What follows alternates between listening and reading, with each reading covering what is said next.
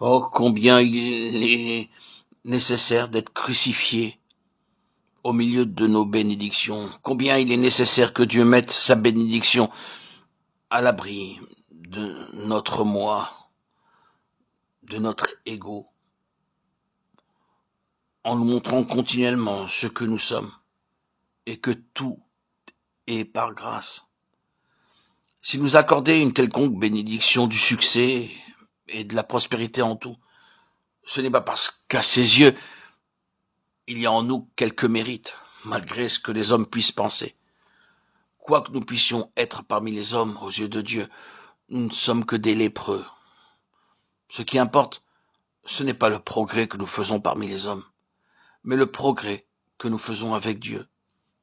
Bien que nous puissions parvenir à une haute position dans ce monde, ce qui importe, c'est si nous parvenons à une haute position avec Dieu. Peut-être que ceci ne s'applique pas à la plupart d'entre nous parce que nous ne sommes pas tous très conscients d'avoir été bénis, d'avoir prospéré, d'avoir de quoi beaucoup nous vanter. Pour la plupart, nous connaissons le contraire, beaucoup de choses qui nous vident et nous humilient. Il y a en nous un désir intense, un besoin du moi. Il y a une révolte, la révolte de cette vie du moi. Sur cet aspect, Osias est mis ici dans 2 Chroniques 26, au grand jour, pour montrer ce qui, dans la vie du peuple et du prophète, rend impossible à Dieu d'atteindre son but. Ce doit donc être exposé, résolu. Ce ne peut pas être passé sous silence, mais doit être dévoilé, et nous devons voir.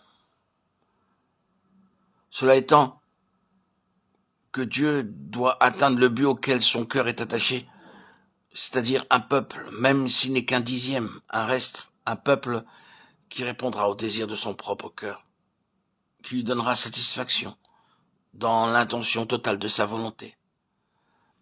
Pour qu'il l'obtienne, nous devons voir, et ce qui doit être vu, qui fera tout le reste, c'est le Seigneur. Voir le Seigneur, comme ce passage d'Ésaïe le rend très clair, c'est voir la sainteté. Quand nous voyons la sainteté, nous voyons la lèpre, là où nous ne l'avons jamais suspecté, aussi bien en nous que chez les autres. Lorsque nous avons vu le Seigneur, nous voyons l'état réel des choses en nous et autour de nous, en ce même du peuple de Dieu. C'est le besoin. Voir le Seigneur afin de nous acheminer vers ce but auquel il nous presse. Ésaïe 6, 1, 10. Je vis le Seigneur, mes yeux ont vu. Quel est le résultat? C'est la révélation à nous-mêmes de ce que nous sommes en nous-mêmes. Et aussi la révélation de l'état spirituel autour de nous. Quand nous avons vu le Seigneur, nous nous écrions « Je suis perdu ». Si vous regardez la signification de ce mot « perdu », vous trouverez que cela veut dire juste ceci « Je suis digne de mort ». C'est la signification exacte du mot hébreu dans ce texte, digne de mort. Je suis digne de mort. Vous et moi, nous verrons le besoin d'être unis à Christ dans sa mort. Si nos yeux sont ouverts pour voir le Seigneur, pour voir qu'il n'y a rien d'autre à faire, c'est le seul chemin. Ce ne sont pas seulement des mots et des idées. Ce que je veux que nous voyions est ceci, que l'œuvre de l'Esprit de Dieu en nous, par laquelle nos yeux s'ouvrent pour voir le Seigneur, aura pour résultat de nous faire sentir que la seule chose, la meilleure pour nous, c'est de mourir.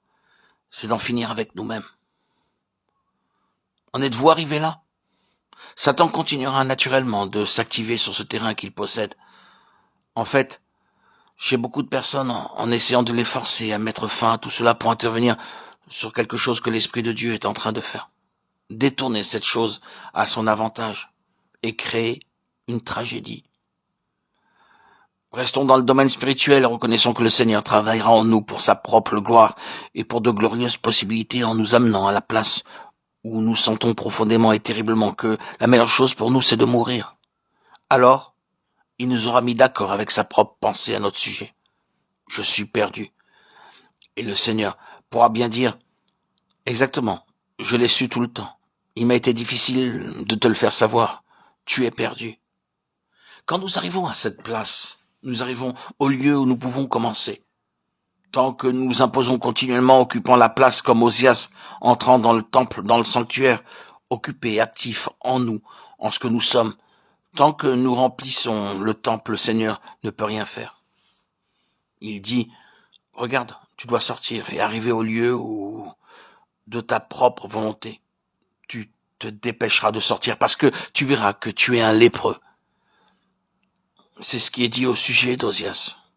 Et lui-même se hâta de sortir. À la fin, il réalisa que ce n'était pas un lieu pour lui. Lorsque le Seigneur nous amène à cet endroit, je suis perdu, ce n'est pas ma place. Alors, il peut commencer du côté positif.